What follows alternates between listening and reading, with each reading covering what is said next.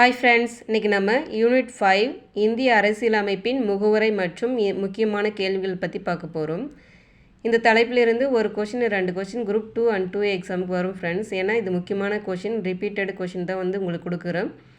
முகவுரையானது 1976ஆம் ஆண்டு எந்த 3 சொற்கள் சேர்க்கப்பட்டுள்ளதுன்னு கேட்டிருக்காங்க. என்னென்ன சொற்கள் பார்த்தீங்கன்னா சமதர்மம், சமய சார்பின்மை, ஒருமைப்பாடு. இந்த 3 சொற்கள் சேர்த்துருக்காங்க. அடுத்தது பார்த்திங்கன்னா முகவுரையானது எத்தனையாவது சட்ட திருத்தத்தின்படி திருத்தப்பட்டது, எந்த ஆண்டுன்னு கேட்டிருக்காங்க. 42வது அரசியலமைப்பு சட்ட திருத்தம் 1976ஆம் ஆண்டு. அடுத்தது பார்த்திங்கன்னா இந்திய அரசியலமைப்பின் முகவுரையானது எந்த சொற்களுடன் தொடங்குகிறது.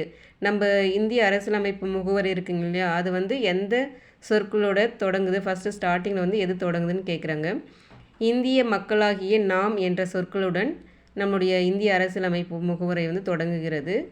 இந்த கொஷின் கேட்கவும் வாய்ப்பு இருக்குது. நமது அரசியலமைப்பின் முகவுரையை வரிசைப்படுத்துக. இப்போ இதை மாற்றி, இப்போ வரிசைப்படுத்துகளை மாற்றி கூட கொடுக்கலாம். நீங்கள் கரெக்டாக நீங்கள் அரேஞ்ச் பண்ணி எழுதுன்னு நான் சரியாக தான் கொடுத்துருக்கேன், பார்த்துக்கோங்க. இந்தியா ஒரு இறையாண்மை மிக்க சமதர்ம சமய சார்பற்ற ஜனநாயக குடியரசு நாடு என்று நம்மளுடைய முகவுரை வரிசையை கொடுத்துருக்கு. இதுவும் ரொம்ப முக்கியமானது. அடுத்தது பார்த்திங்கன்னா ஃப்ரெஞ்சு புரட்சி எப்போது நடந்தது பார்த்திங்கன்னா 1789ஆம் ஆண்டு ஃப்ரெஞ்சு புரட்சி நடந்தது. ஃப்ரெஞ்சு புரட்சியின் போது எந்தெந்த வார்த்தைகள் முக்கிய முழக்கங்கள் ஆயினன்னு கேட்டிருக்காங்க.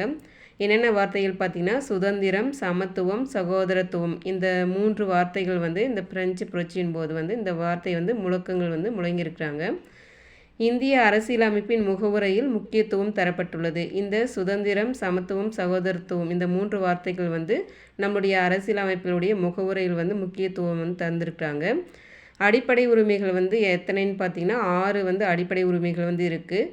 அடுத்து பார்த்திங்கன்னா சிட்டிசன் என்னும் சொல் சிவிஸ் என்ற சொல்லிலிருந்து பெறப்பட்டது. எந்த சொல்லிலிருந்து பெறப்பட்டதுன்னு பார்த்திங்கன்னா லத்தீன் என்ற வார்த்தையிலிருந்து பெறப்பட்டது. Thank you friends.